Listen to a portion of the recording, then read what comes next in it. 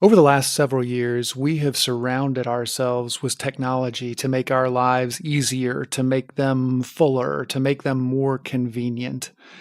But there's a group of people that has really been largely left out of that process, and that's our seniors. In a lot of ways, they're the ones who could use that help the most. Well, that's beginning to change. Hello and welcome to Data Point, the podcast that's about all the ways that data and analytics are driving innovation in healthcare today. I'm your host, Greg Matthews, and our guest on the show today is David Inns, the CEO of GreatCall. Some of you may know GreatCall because they made a name for themselves back in 2006, launching a phone product called the Jitterbug. It was a flip phone that was designed specifically for seniors that had bigger buttons and an easier to read display, and it was a huge hit. Well, fast forward 13 years, and GreatCall has gone way beyond the Jitterbug, although that's still a popular item. They've now created a remote monitoring system and a connected home system called the Lively Home. It's using advanced artificial intelligence and predictive analytics to help really enrich the life of a senior without disrupting the life of that senior. What's really unusual in this space as well is that David has been with the company since its inception in 2006.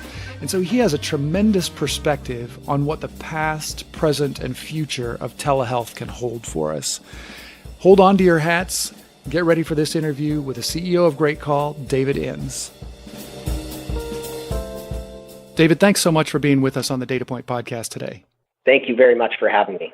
It's a pleasure to talk to somebody who has actually been with their organization for more than a few years. And I'm guessing that you've probably seen a few changes at GreatCall in the, 13 plus years that you've been there. Can you help us out just at the start here by giving our listeners a little bit of context and background as to how you came to be at GreatCall and, maybe walk us through some of the timeline of that 13 years? Yeah, it's really quite an interesting story, actually. So I was originally an electrical engineer and was in consulting and then was an executive at a telecom company, a large telecom company running a P&L there. When I was approached by somebody to talk to this older couple who had come up with the idea for helping develop technologies more specifically for seniors that were being left behind in the world of technology. And at the time, my father was actually really in advanced issues with cancer, and I'd had some experience with caregiving and had seen firsthand some of the issues, that my parents were having with technology and not being able to use it to help in some of the ways that I think it could have helped them with their healthcare and with taking advantage of other services that were becoming available through technology. So, and it's actually, my mom's 93 right now and still driving.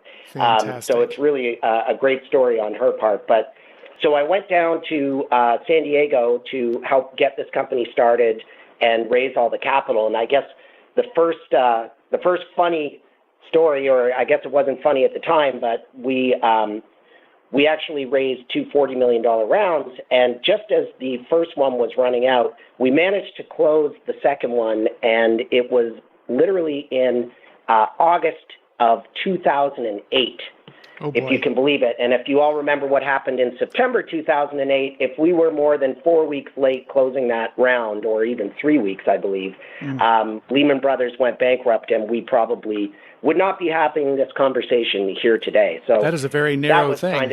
And it was a very narrow thing, and it's funny how that typically works in the startup environment like that. So, and aside from that, there's just been so many changes in the company. When we were first started, people might remember us as doing, the Jitterbug cell phone, and but very early on, we started really experimenting with providing, once we had the connectivity with the senior, providing them with additional services that they could get access to now that we had them connected and engaged with the technology. And that was when we really realized we were onto something big. We started offering access to nurses and doctors through the phone for a very reasonable monthly fee. Then we started layering in emergency response services, which were typically only offered through, pendant devices in the home. Right. Well, we started offering those through the cell phone by having a specialized button on the cell phone. That really opened up the market to more people who are saying, I'm not really interested in one of those pendants, but if I could get access to that service right through my cell phone or smartphone, that's appealing to me. So we really started expanding that market, and then moving into other capabilities now, with fall detection and using predictive analytics to determine what's happening with the senior, and then apps for the caregiver. That was a huge milestone for us, was launching our GreatCall Link app, which goes into the hands of the caregiver and allows them to see how their mom and dad are doing, and stay comfortable knowing that they're doing all right, or getting notified if there's issues that they should be concerned about. Fantastic. Is the cell phone still an important part of the platform, or are there now other pieces of hardware that are involved in the process? Well, we have the flip phone is still important to a very large segment of older seniors. Mm-hmm. That is their preferred mode of engaging, and for us, we've always felt like, give as many choices as you can to the senior to interface with whatever technology they feel most comfortable with. So if it's a smartphone, great. If it's a flip phone, great. If it's a pendant, great. We now have wearables that you can get our access to our services through any, Android or Apple smartphone by getting our wearable, downloading our app. So now we're available through other people's smartphones as well. So our goal is to always be expanding how you can get access to these health and safety services that are going to help you stay independent and help the caregiver have peace of mind that you're doing okay. It sounds sort of like the ultimate meet them where they are approach. Exactly. So talk to me a little bit about the activities of daily living. I know that that's something that I've read about in my research. Tell me about what that means as a part of your platform and approach. Yeah, so that is another opportunity that we moved into.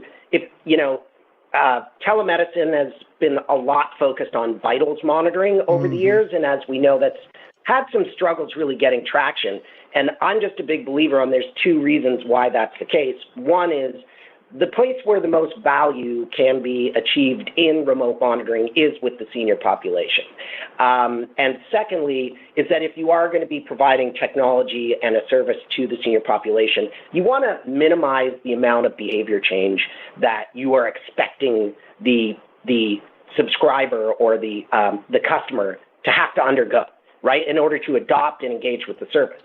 Because remote monitoring services don't work if the customer doesn't engage with the service or want it to be there, or have to change so much that the service doesn't work because they don't understand how a Bluetooth monitor is going to connect, glucometer is going to connect to a home hub, or a Bluetooth scale, or a blood pressure meter that they're like, wait a minute, I've been using the same blood pressure meter for the last 5 years. I don't want to change to some Bluetooth meter. Like, change is hard.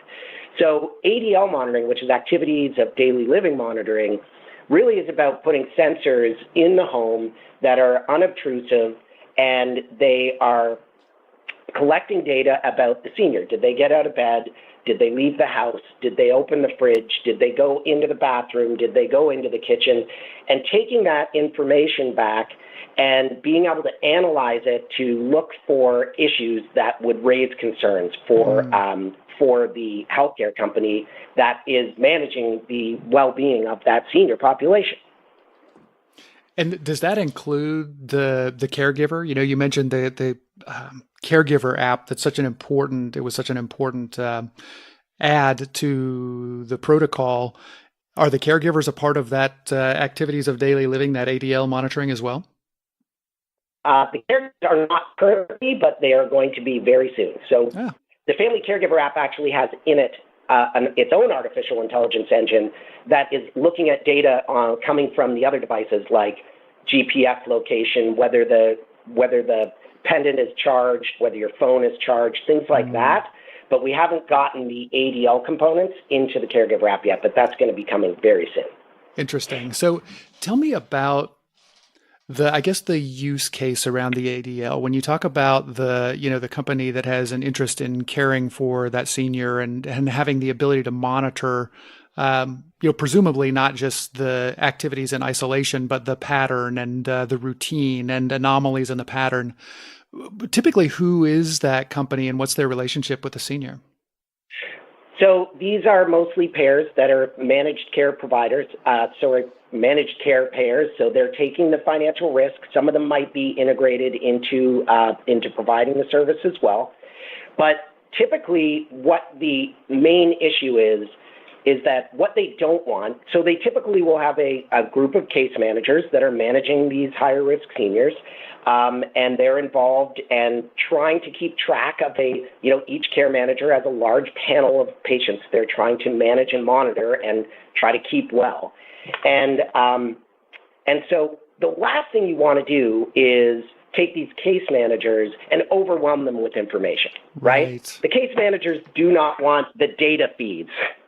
They don't want all of the information. And unfortunately, that's where you see a lot of products have gone in the past, is overwhelming them with information, overwhelming them with false alarms. That makes their job harder, more complicated. They'd rather just try to have a phone conversation with the seniors if that's going to be the case. Sure. So what we've done is we have developed these predictive capabilities because we've been now doing this for so long and have more data on monitoring of seniors, of ADL monitoring of seniors than probably anybody in the country.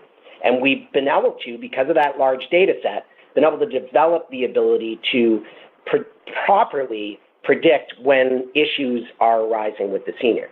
And in some cases, that's been because we've worked with partners that we've had partnership in sharings of the claims data so that we can also improve that predictive capability. And to be clear, predictive is not just looking at trends and saying, well, a doctor says if if you've been going into the bathroom this many times, that might be an issue in a 24-hour period. That's not good enough. I mean, you can have some clinical guidance, but what we do is we actually look at the historical patterns of the individual, but we're also looking at the historical patterns of like people in our database to see what would be considered normal. Because, what's considered normal for a frail senior might not be considered normal for just a general clinical protocol of how often somebody should be walking into the bathroom or opening the fridge. Sure. So we have all of these different data sets, both population data sets, individual data sets, time-based data sets, and that's how we can really do a better job of making sure that when we are concerned about something, that it's fairly accurate, that it is going to be an issue. But then we take one step further and we actually have our own triage agents that we put in place in between the case manager actually picking up the note. And what that does is that triage person has been trained to be able to talk with the senior and try to draw out the information of what might be going wrong and further eliminate any false alarms, but also so that when they do then talk to the case manager, they're providing some insight into what is actually happening. So when the case manager follows up, they have the information they need, they know it's a valid issue, and they can get to the bottom of it quickly and keep that person out of the hospital. Fascinating. All right. You've teed up like 9 subjects, I think, for the back half of this interview, David.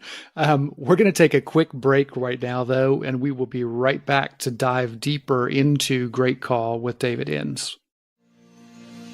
Today's show is brought to you by Blue Spire, a full-service digital marketing agency focused on complex and highly regulated industries of healthcare, senior living, and financial services. Rapid changes in the healthcare industry are causing consumers to seek out trusted advice, demand more transparency and access to information and content. With over 30 years of healthcare experience, Blue Spire knows how to help you reach, communicate with, and gain trust from these consumers.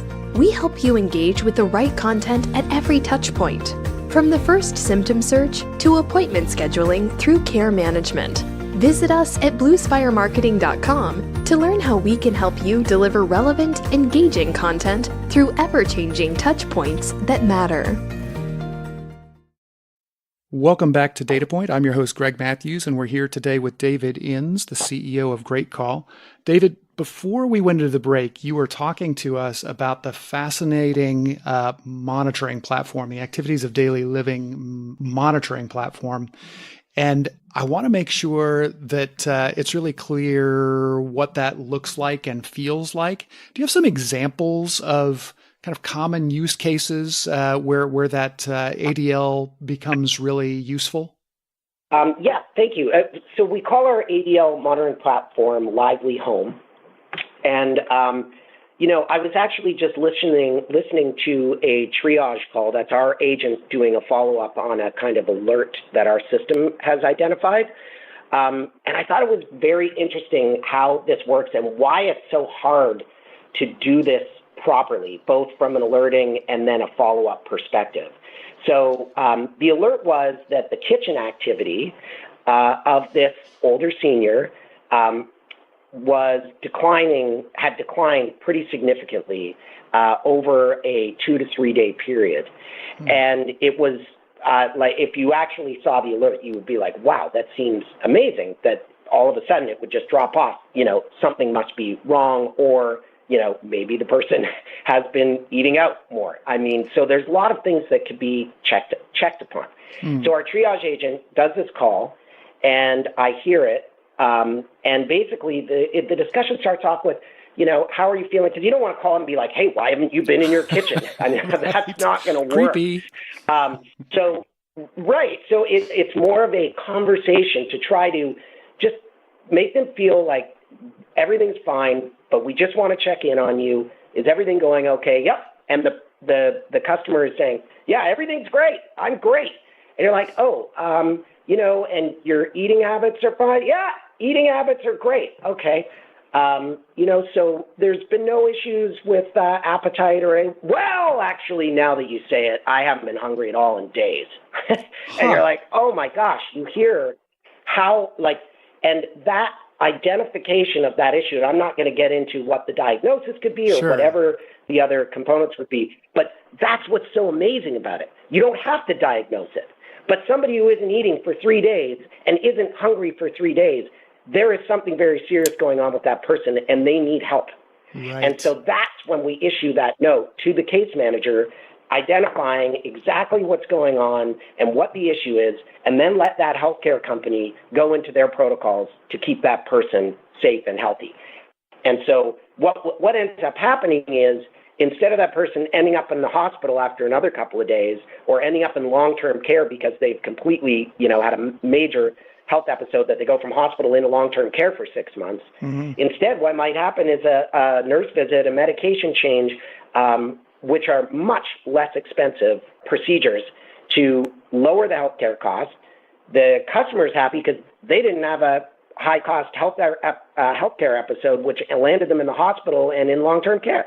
So it's the perfect trifecta that really solves the problem for everyone and reduces costs at the same problem.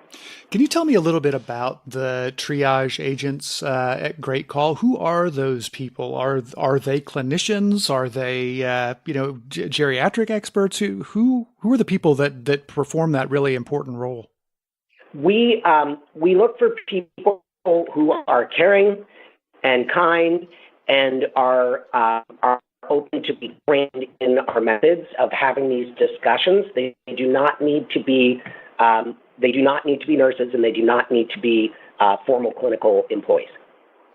It's so interesting, and I'm guessing that role probably has had some evolution over time. You talked about the fact that you don't, if you're a clinical nurse case manager for an insurance company, you don't want alarm bells going off, 9 times an hour. And so having that, I guess that intermediary there makes an awful lot of sense. I want to go deeper there though, because I'm guessing that triage person isn't helped by having alarms go off 9 times an hour either, which speaks to some of the predictive analytics and some of the intelligence that's applied within that on-the-fly data analysis that's happening, that really is able to pick out the patterns that are true anomalies and potentially dangerous. Am I reading that correctly? Yeah, that's correct as well. You've got to have a good predictive analytics engine, or else you will not be efficient at this. If we're having to follow up on too many alarms, then the entire service will not be efficient. But if you're following up on too few and you're missing them, then it won't work. So there is a sweet spot of where you're getting it. You're never going to be perfect when you're dealing with statistics. Sure. But that's the thing with managed care. It's about managing a portfolio of patients, right? So we can look at 100 patients, and we can very quickly determine who are the 10 that should be spoken with today. Whereas the way it works if you're flying blind is you're looking at your 100 patients, and how do you pick which one to talk to today? Right. By their disease state, by how long it's been since you last talked to them, instead of what is the most important thing, which is something is going wrong with this person. Somebody needs to talk to them today. How does the senior typically respond to that situation? I would imagine that if you shone the worst possible light on it, it could feel intrusive, to have the kind of devices around the home that you described. But how do seniors actually respond to it, generally speaking? Yeah, I would say, obviously, the only places we install it are where they have agreed and understand exactly what is happening. Sure. So being a larger company with a history that they have heard of really helps in ensuring that everything that is happening is private and it is for their own well-being, and that is the only reason that this is being done.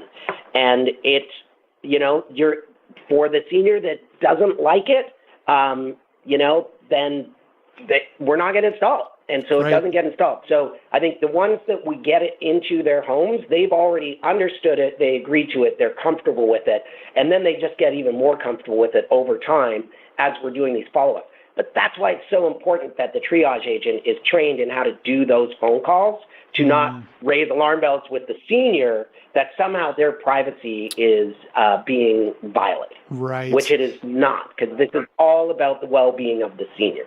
Completely makes sense. Now, if I am a senior today, it sounds like one of the major components of the model is that typically managed care is providing this for their members. Is it possible for a senior to access this kind of services on their own?